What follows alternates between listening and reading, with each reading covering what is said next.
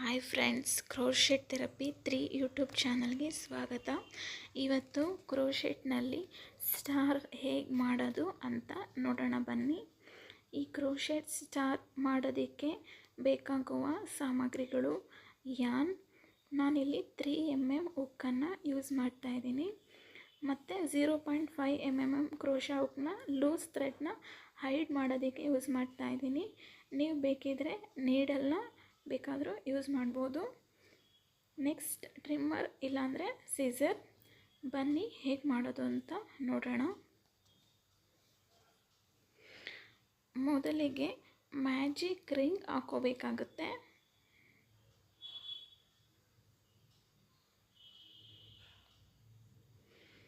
ಈಗ magic ring create ಆಗಿದೆ.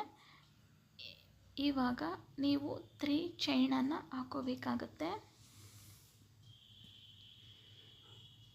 ನೀವು ಮ್ಯಾಜಿಕ್ ರಿಂಗ್ ಸ್ಪೇಸನ್ನು ಕಡಿಮೆ ಬೇಕಾದರೂ ಮಾಡ್ಕೊಬೋದು. ನಿಮಗೆ ಚೈನ್ ಅಥವಾ ಸ್ಟಿಚ್ ಹಾಕೊಳ್ಳೋದಕ್ಕೆ ತುಂಬ ಈಸಿ ಆಗುತ್ತೆ. ಇವಾಗ ಮೊದಲನೇ ಚೈನ್ ಬಿಟ್ಟು ಎರಡನೇ ಚೈನಲ್ಲಿ ಸ್ಲಿಪ್ ಸ್ಟಿಚ್ ಹಾಕೋಬೇಕು.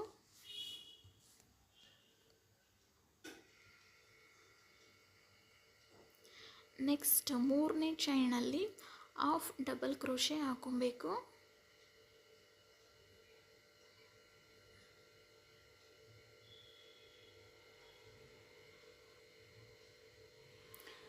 ಹಾಫ್ ಡಬಲ್ ಕ್ರೋಶೆ ಆಯಿತು.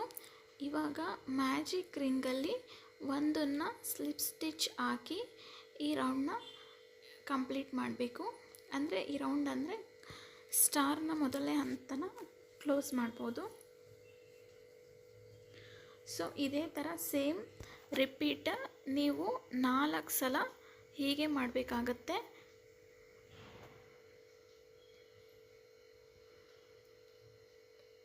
Chain 1, chain 2, chain 3. ಎರಡನೇ ಚೈನಲ್ಲಿ ಸ್ಲಿಪ್ ಸ್ಟಿಚ್,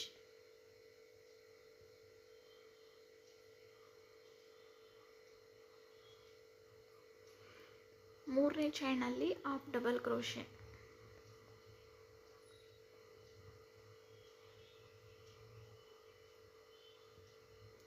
ನೆಕ್ಸ್ಟ್ ಮ್ಯಾಜಿಕ್ ರಿಂಗಲ್ಲಿ ಒಂದು ಸ್ಲಿಪ್ ಸ್ಟಿಚ್ ಹಾಕೋಬೇಕು.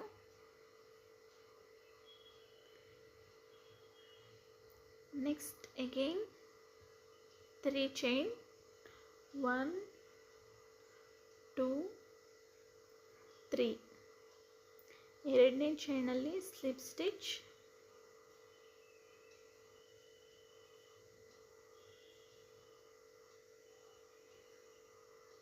ಮೂರನೇ ಚೈನಲ್ಲಿ half double crochet,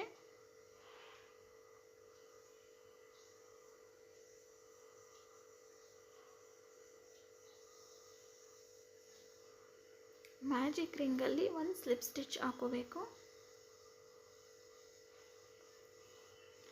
next again 3 chain, 1, 2, 3. ಎರಡನೇ ಚೈನಲ್ಲಿ ಸ್ಲಿಪ್ ಸ್ಟಿಚ್,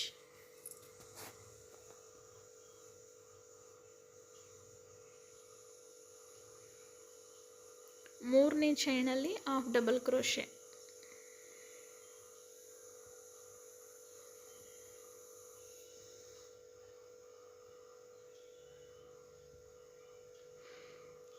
ಮ್ಯಾಜಿಕ್ ರಿಂಗಲ್ಲಿ ಒಂದು ಸ್ಲಿಪ್ ಸ್ಟಿಚ್ ಹಾಕೋಬೇಕು.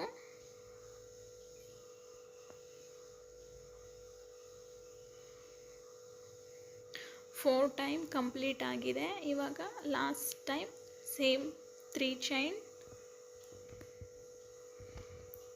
ಎರಡನೇ ಚೈನಲ್ಲಿ ಸ್ಲಿಪ್ ಸ್ಟಿಚ್,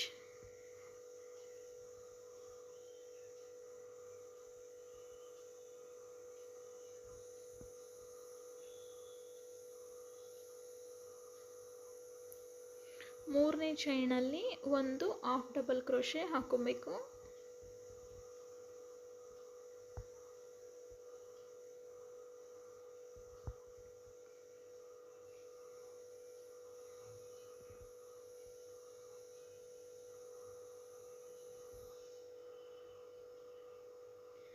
ನೆಕ್ಸ್ಟು ಮ್ಯಾಜಿಕ್ ರಿಂಗಲ್ಲಿ ಒಂದು ಸ್ಲಿಪ್ ಸ್ಟಿಚ್ ಹಾಕ್ಕೊಬೇಕು. ಇವಾಗ ಮಧ್ಯದಲ್ಲಿ ತುಂಬ ಸ್ಪೇಸ್ ಇದೆಯಲ್ಲ, ಆ ಥ್ರೆಡ್ ಇಟ್ಕೊಂಡು ಟೈಟಾಗಿ ಪುಲ್ ಮಾಡಿದ್ರೆ ನಿಮಗೆ ಸ್ಪೇಸ್ ಕವರ್ ಆಗುತ್ತೆ.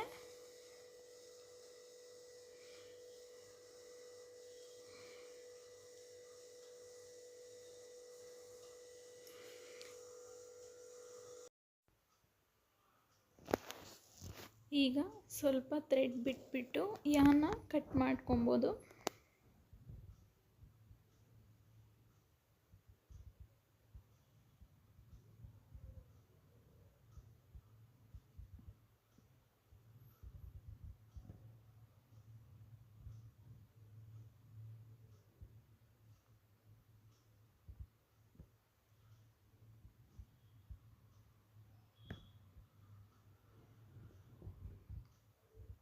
ಈಗ ಕ್ರೋಶೆಟ್ ಸ್ಟಾರು ಆಗಿದೆ.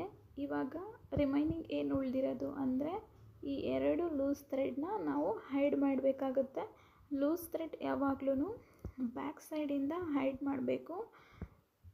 ಇದು ಫ್ರಂಟ್ ಸೈಡು, ಇದು ಬ್ಯಾಕ್ ಸೈಡು. ನಾನಿಲ್ಲಿ ಹೈಡ್ ಮಾಡೋದಕ್ಕೆ 0.5 mm ಕ್ರೋಶಾ ಹುಕ್ನ ಯೂಸ್ ಮಾಡ್ತಾಯಿದ್ದೀನಿ.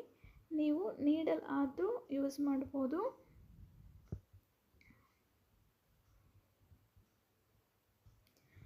ಮೊದಲಿಗೆ ನಾನು ಸೆಂಟರಲ್ಲಿ ಇತ್ತಲ್ಲ ಆ ಥ್ರೆಡನ್ನು ಹೈಡ್ ಮಾಡ್ತಾಯಿದ್ದೀನಿ. ಜಸ್ಟ್ ಯಾವುದಾದ್ರೂ ಸ್ಟಿಚ್ಚಲ್ಲಿ ಕ್ರೋಶಾ ಹುಕ್ನ ಹಾಕಿ ಅದನ್ನು ಪುಲ್ ಮಾಡಿ ತೆಗಿಬೇಕು. ಇದೇ ಥರ 2 ಟೈಮ್ ಮಾಡ್ಕೊಳ್ಳಿ ಸಾಕು.